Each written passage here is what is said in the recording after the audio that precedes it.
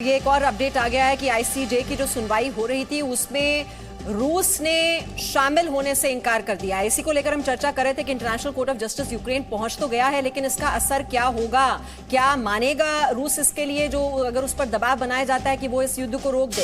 तो सुनवाई में नहीं पहुंचा है। इंटरनेशनल कोर्ट ऑफ जस्टिस में इस मामले को लेकर गए थे। जिस तरह से युद्ध अपराध की बात हो रही है कि नरसंहार किया जा रहा है, रिहायशी इलाकों को टारगेट किया जा रहा है, लेकिन रूस ने सुनवाई में शामिल होने से इनकार कर दिया है। जनरल सिन्हा, हम इसी को लेकर बात कर रहे थे, लीगली बाइंडिंग होगा या नहीं। मानने को तैयार नहीं होते देश तो क्या कर लेंगे? विमान साहब, दो बिंदु है। आईसीजे एक्स पार्टी जजमेंट दे सकता है, बट उस जजमेंट का कोई मतलब नहीं है। कार्यान्वित किसने करना, सुनना किसने है? रूस इंप्लीमेंट करेगा नहीं। यूएनएससी में कुछ बात उस पर आईसीजे के जजमेंट के बेसिस पे बात उठेगी, वीटो कर देगा, पहली बात। दूसरी बात जो मैं कहना चाहता हूं, जो टोन और टेनर मिस्टर जेलेंस्की का नजर आ रहा है, वो क्या क्या बोल रहे हैं, हम भूलेंगे नहीं, हम माफ नहीं करेंगे। ऐसे ऐसे लीडर जो हम लोगों में तबाही की है, उनका सही जगह है ग्रेव, कब्र ही उनका सही जगह है। फिर बोलते हैं कि जिसने स्टार्ट बटन प्रेस किया है उनको हम बर्बाद कर देंगे। जब इस तरह की भाषा आप इस्तेमाल करते हो तो मेरा ख्याल है आप देश को आग अग्नि में और झोंक रहे हो। पुत्र मुंह में धृतराष्ट्र ने पूरा अपना परिवार को खत्म कर दिया। सत्ता के मुंह में मुझे लगता है मिस्टर जेलेंस्की यूक्रेन को की आम जनता को आग में झोंकते जा रहे हैं और पूरी जनता बर्बाद हो रही है। अब रशियन स्ट्रेटजी पे मुझे 30 सेकंड दीजिए।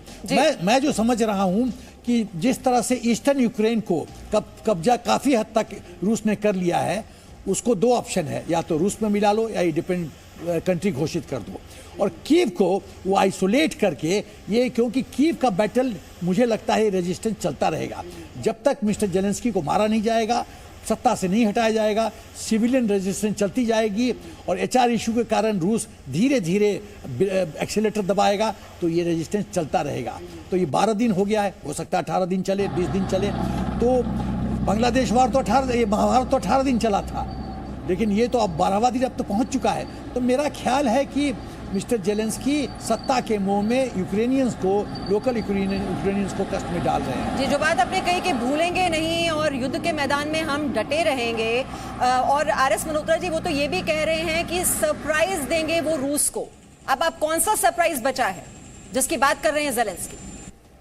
जी, ये तो बड़ा मुश्किल है कहना कि क्या सरप्राइज बचा है उनके पास, पर उन्होंने चारों तरफ गुहार लगाई है। कभी नाटो के पास, कभी इंडिया के पास भी लगा रहे हैं, कभी किसी और को भी बोल रहे हैं।